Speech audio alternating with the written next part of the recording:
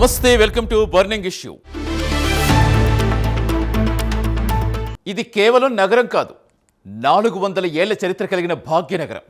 నిన్నటి వరకు గ్రేటర్గా వెలుగొందిన ఈ మహానగరం ఇప్పుడు 2000 చదరపు కిలోమీటర్లు పైగా విస్తరించి మహాగ్రేటర్గా విశ్వరూపం దాల్చింది. ఒకే నగరం 3 మేయర్లుగా మారబోతున్న చారిత్రక సంధికాలం ఇది. ఒకవైపు ప్రస్తుత పాలకపీఠానికి కౌంటౌన్ మొదలైంది, మరోవైపు కొత్త సింహాసనాల కోసం రాజకీయ చదరంగం వేడెక్కింది. ఫిబ్రవరి 10 తర్వాత ఏం జరగబోతోంది? అధికారుల పాలన దిక్క లేదా అసెంబ్లీ వేదికగా పడే ఆ ముద్ర నగరవాసుల భవిష్యత్తును ఎలా మార్చబోతుంది? ఉత్కంఠ రేపుతున్న ఆ మహాపరిణామ విశేషాలేంటో ఇప్పుడు చూద్దాం.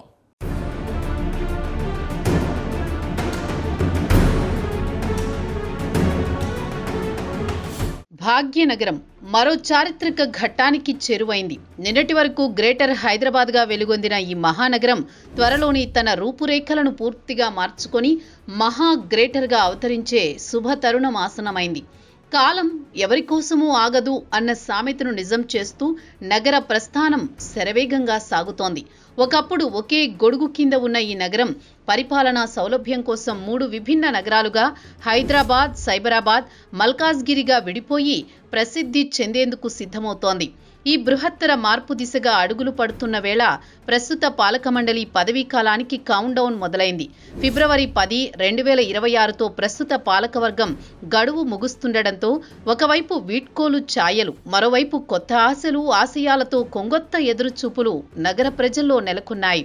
డివిజన్లు పెరిగాయి, జోన్లు, సర్కిళ్లు విస్తరించాయి. ఇవన్నీ కేవలం ప్రతిపాదనలుగానే మిగిలిపోకుండా చట్టరూపం దాల్చడానికి అసెంబ్లీ వేదికగా పడే ఆమోద ముద్ర కోసం అశేష జనం ఉత్కంఠగా ఎదురుచూస్తున్నారు.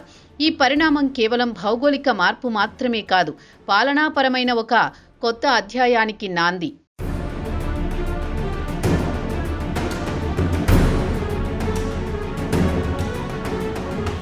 హైదరాబాద్ మహానగర పాలక సంస్థ ప్రస్థానాన్ని ఒకసారి సింహావలోకనం చేస్తే అదొక అద్భుతమైన చారిత్రక పరిణామక్రమమని అర్థమవుతుంది. తొలినాళ్లలో కేవలం 175 చదరపు కిలోమీటర్ల పరిధిలో మాత్రమే విస్తరించి ఉన్న మున్సిపల్ కార్పొరేషన్ ఆఫ్ హైదరాబాద్ కాలక్రమేణా తన పరిధిని విస్తరించుకుంటూ వచ్చింది. నగరీకరణ వేగం పుంజుకోవడంతో పరిపాలనను సమర్థవంతం చేయాలనే లక్ష్యంతో 2007 ఏప్రిల్ 16న నగరం చుట్టూ ఉన్న 12 మున్సిపాలిటీలు, 8 గ్రామ పంచాయతీలను MCHలో విలీనం చేశారు. ఈ విలీనం ద్వారా అధికారికంగా గ్రేటర్ హైదరాబాద్ మున్సిపల్ కార్పొరేషన్ ఆవిర్భవించింది. దీంతో నాడు నగర విస్తీర్ణం ఒక్కసారిగా సుమారు 625 చదరపు కిలోమీటర్లకు పెరిగింది. అప్పట్లో వార్డుల సంఖ్య 150కి, సర్కిళ్లను 30కి, జోన్లను 6కి పెంచి పెరుగుతున్న జనాభా అవసరాలకు అనుగుణంగా పాలనను అందించే ప్రయత్నం జరిగింది. ఇది నగర చరిత్రలో మొదటి భారీ విస్తరణగా చెప్పవచ్చు.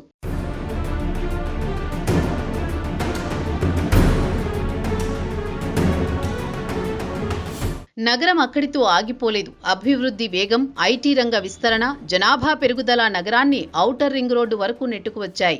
ఈ నేపథ్యంలో పాలనా సౌలభ్యం, భవిష్యత్తు అభివృద్ధిని దృష్టిలో ఉంచుకుని ప్రభుత్వం గ్రేటర్ పరిధిని మరోసారి భారీగా పెంచాలని కాంగ్రెస్ ప్రభుత్వం నిర్ణయించింది. దీని ఫలితమే నేటి మహా గ్రేటర్ అనే భావన. ఇప్పటికే ఔటర్ రింగ్ రోడ్డు లోపల ఉన్న 7 నగరపాలక సంస్థలు, 20 మున్సిపాలిటీలు, పలు గ్రామ పంచాయతీలను GHMCలో విలీనం చేశారు.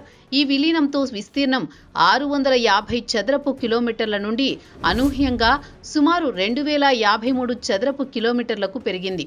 దీంతో దేశంలోనే భౌగోళికంగా అతిపెద్ద నగరపాలక సంస్థల్లో ఒకటిగా హైదరాబాద్ నిలిచింది. ఈ భారీ విస్తరణకు అనుగుణంగా డివిజన్ల సంఖ్యను 150 నుండి డబుల్ అంటే 300కు పెంచారు. జోన్ల సంఖ్యను 6 నుండి 12కు, సర్కిళ్ల సంఖ్యను 30 నుండి 60కు రెట్టింపు చేయడం జరిగింది.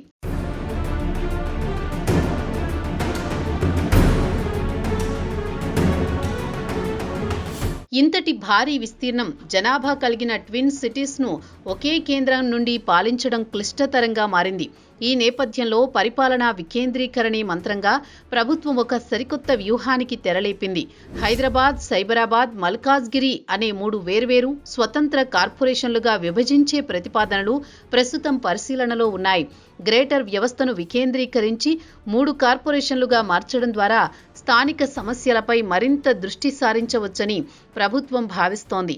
ఈ విభజన ప్రక్రియ పూర్తయితే అది హైదరాబాద్ నగర చరిత్రలో మరొక అధ్యాయానికి నాంది పలుకుతుంది. అయితే ఈ భారీ మార్పులు కార్యరూపం దాల్చేలోపే ఫిబ్రవరి 10, 2026తో ప్రస్తుత పాలక మండలి పదవీకాలం ముగుస్తోంది. దీంతో తదుపరి ఎన్నికల వరకు నగరం ప్రత్యేక అధికారి పాలనలోకి వెళ్లడం అనివార్యంగా కనిపిస్తోంది.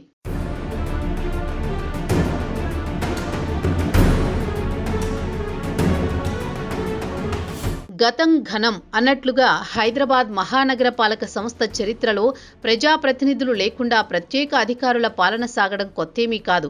గడిచిన 3 దశాబ్దాల చరిత్రను నిశితంగా పరిశీలిస్తే పాలక మండలి గడువు ముగిసిన వెంటనే ఎన్నికలు జరగని సందర్భాలే ఎక్కువగా ఉన్నాయి. కోర్టు కేసులు, వార్డుల పునర్విభజన, రిజర్వేషన్ల ఖరారు లేదా ఇప్పుడు జరుగుతున్నట్లుగా భారీ సంస్థాగత మార్పుల కారణంగా ఏళ్ల తరబడి అధికారుల పాలనలోని నగరం నడిచిన సందర్భాలు కోకొల్లలు. ముఖ్యంగా MCH ఉన్న సమయంలో ఒక సుదీర్ఘ కాలం పాటు ఎన్నికలే జరగలేదు. 1986లో ఎన్నికైన పాలక మండలి పదవీకాలం ముగిసిన తర్వాత దాదాపు 16 ఏళ్ల పాటు అంటే 2002 వరకు ఎన్నికల నిర్వహణ సాధ్యపడలేదు. IAS అధికారులే ప్రత్యేక అధికారులుగా బాధ్యతలు నిర్వర్తించి పాలనను కొనసాగించారు.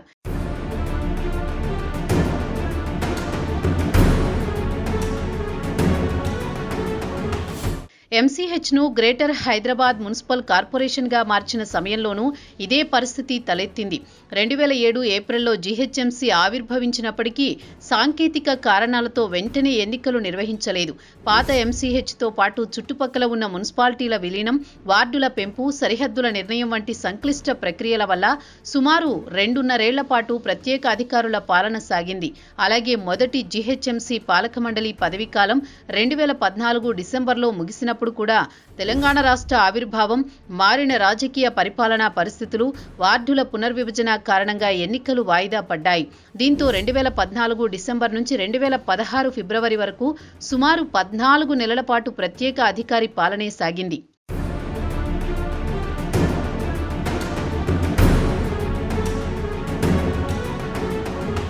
గ్రేటర్ హైదరాబాద్ భవిష్యత్తును నిర్ణయించడంలో ఫిబ్రవరి నెలాఖరులో జరగనున్న అసెంబ్లీ సమావేశాలు అత్యంత కీలకం కానున్నాయి. ప్రభుత్వం ఇప్పటికే ప్రతిపాదించిన 3 కార్పొరేషన్ల విభజన, సరిహద్దుల మార్పులకు చట్టబద్ధత కల్పించేందుకు సిద్ధమైంది. గత అనుభవాల దృష్ట్యా చట్టపరమైన చిక్కులు రాకుండా ఉండేందుకు ప్రభుత్వం ముందస్తు జాగ్రత్తలు తీసుకుంటోంది. కేవలం ఆర్డినెన్స్ ద్వారా కాకుండా అసెంబ్లీలో సమగ్రంగా చర్చించి బిల్లును ఆమోదించుకోవడం ద్వారా విపక్షాల అభ్యంతరాలకు సమాధానం చెప్పినట్లవుతుందని, భవిష్యత్తులో న్యాయపరమైన ఇబ్బందులు తలెత్తవని ప్రభుత్వం భావిస్తోంది. ఇందులో భాగంగా GHMC చట్టానికి సవరణలు చేస్తూ లేదా కొత్త కార్పొరేషన్ ఏర్పాటుకు సంబంధించిన ప్రత్యేక బిల్లును ఈ సమావేశాల్లోనే ప్రవేశపెట్టాలని నిర్ణయించారు. బిల్లు ఆమోదం తర్వాతే వార్డుల పునర్విభజన, రిజర్వేషన్ల ఖరారు వంటివి చేపట్టి రాష్ట్ర ఎన్నికల సంఘం కొత్త కార్పొరేషన్ల ప్రాతిపదికన ఎన్నికల స్కెడ్యూల్ విడుదల చేసే అవకాశం ఉంది.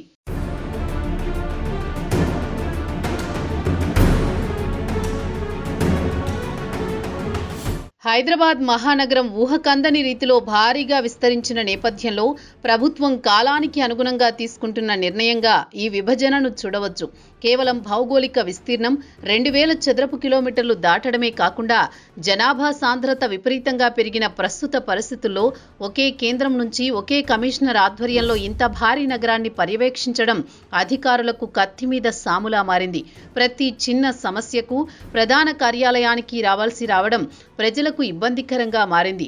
అందుకే పాలనను వికేంద్రీకరించడం ద్వారా ప్రభుత్వ సేవలను ప్రజల ముంగిటకు వేగంగా చేర్చాలన్నది ఈ విభజన వెనుక ఉన్న ప్రధాన ఉద్దేశం. పరిపాలనలో వేగం పెంచడం, నిర్ణయాలను త్వరితగతిన అమలు చేయడం, స్థానిక సమస్యలకు అక్కడికక్కడే పరిష్కారం చూపడం కోసం 3 కార్పొరేషన్లు ఏర్పాటు ఒక ఆచరణాత్మక పరిపాలనా పరిష్కారంగా కనిపిస్తుంది.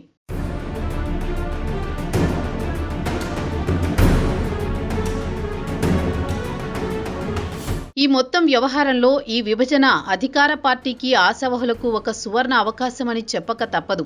విశ్వనగరంగా ఎదిగిన హైదరాబాద్లో మేయర్ పీఠం అత్యంత ప్రతిష్టాత్మకమైనది, రాష్ట్ర రాజకీయాల్లో కీలకమైంది.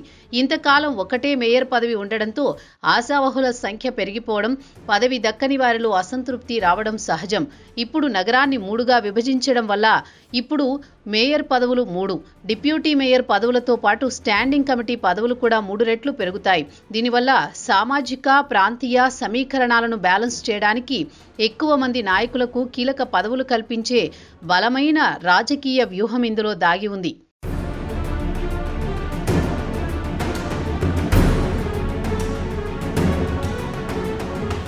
ఇంతకాలం ఒకటే మేయర్ పదవి ఉండడంతో ఆశావహుల సంఖ్య పెరిగిపోవడం, పదవి దక్కని వారిలో అసంతృప్తి రావడం సహజం.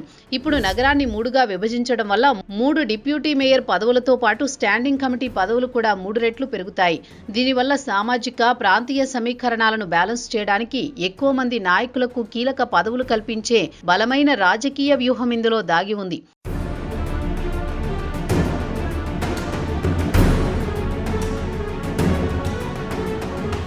అంతిమంగా ఈ నిర్ణయం అటు ప్రజా అవసరాలను, ఇటు రాజకీయ ఆకాంక్షలను సమన్వయం చేసే ఒక బ్యాలెన్సింగ్ యాక్ట్గా చెప్పవచ్చు. స్థానిక పాలన బాగుంటేనే నగరం బాగుంటుంది. 3 కార్పొరేషన్ల వల్ల స్థానిక సమస్యలపై మరింత లోతుగా దృష్టి సారించే అవకాశం ఏర్పడుతుంది. ఉదాహరణకు, అంతర్జాతీయ స్థాయి సౌకర్యాలు కావలసిన ఐటీ కారిడార్ సైబరాబాద్ అవసరాలు వేరు, చారిత్రక నేపథ్యం కలిగిన పాత బస్తీ అవసరాలు వేరు, వేగంగా అభివృద్ధి చెందుతున్న మల్కాజ్గిరి శివారు ప్రాంతాల అవసరాలు వేరు. విభజన వల్ల ఆయా ప్రాంతాలకు ప్రత్యేక బడ్జెట్, ప్రత్యేక ప్రణాళికలు రూపొందించుకునే స్వేచ్ఛ లభిస్తుంది. కాబట్టి ఈ విభజనను కేవలం భౌగోళిక మార్పుగా కాకుండా ఆయా ప్రాంతాల ప్రజలకు మెరుగైన, నిర్దిష్టమైన పాలన అందించడంతో పాటు రాజకీయ శక్తిని కూడా వికేంద్రీకరించే ఒక తెలివైన ఎత్తుగడగా విశ్లేషించవచ్చు.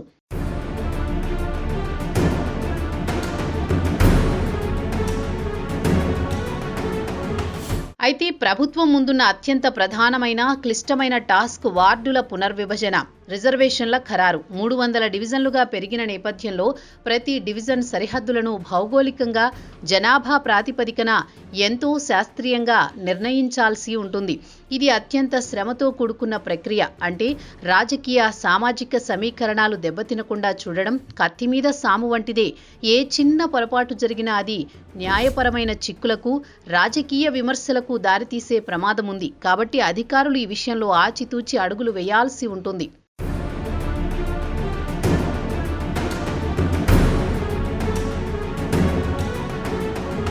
మరో కీలకమైన అతిపెద్ద సవాలు ఆస్తులు, అప్పుల పంపిణీ. ప్రస్తుతం జీహెచ్ఎంసీకి ఉన్న వేల కోట్ల రూపాయల విలువైన ఆస్తులు, భవనాలు, వాహనాలు, యంత్రాలతో పాటు ఉన్న భారీ అప్పులను కూడా 3 కొత్త కార్పొరేషన్లకు ఎలా పంచాలనేది ఒక పెద్ద ప్రశ్నార్థకం. ముఖ్యంగా ఆదాయం ఎక్కువగా వచ్చే ఐటీ కారిడార్, వాణిజ్య ప్రాంతాలు ఒక కార్పొరేషన్ పరిధిలోకి, తక్కువ ఆదాయం వచ్చే నివాస ప్రాంతాలు మరో కార్పొరేషన్ పరిధిలోకి వెళ్లే అవకాశం ఉంది. ఈ నేపథ్యంలో 3 కార్పొరేషన్ల మధ్య ఆర్థిక సమతుల్యత పాటించడం అత్యవసరం. ఏ కార్పొరేషన్ కూడా నిధుల కొరతతో అభివృద్ధికి నోచుకోకుండా, ఇబ్బంది పడకుండా ఉండేలా ఆదాయ వనరుల పంపిణీకి ఒక పకడ్బందీ, శాస్త్రీయమైన ఫార్ములాను రూపొందించాల్సి ఉంటుంది.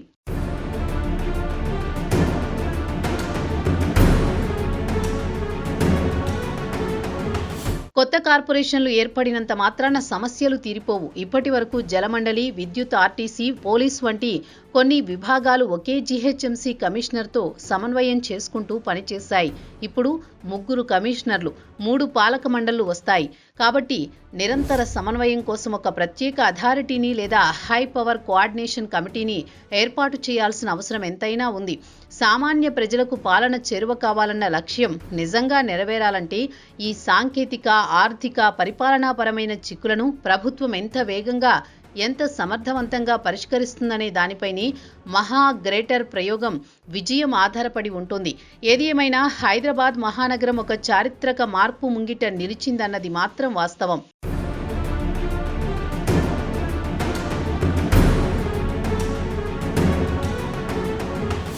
ఇది కేవలం మ్యాప్లో గీసే సరిహద్దుల మార్పు మాత్రమే కాదు. ఇది హైదరాబాద్ భవిష్యత్తును సరికొత్తగా లేఖించే అతిపెద్ద ప్రయత్నం. ఈ పాలనా విస్తరణ నిజంగానే ప్రజల ముంగిట వాలుతుందా, లేక కేవలం రాజకీయ పంపకాల కోసమే ఈ పంపిణీ జరుగుతుందా? సింహాసనాలు 3 కావచ్చు, కానీ సగటు మనిషి సమస్యలు మాత్రం ఒక్కటే. కాగితం మీద గీసే గీతలు రేపు మన తలరాతులు మారుస్తాయి లేదో కాలమే నిర్ణయించాలి. మహా గ్రేటర్ కళ సాకారమవుతుందా, లేక 3 బుక్కులాటలో పరిపాలన గందరగోళంలో చిక్కుకుంటుందా? వేచి చూడాల్సిందే.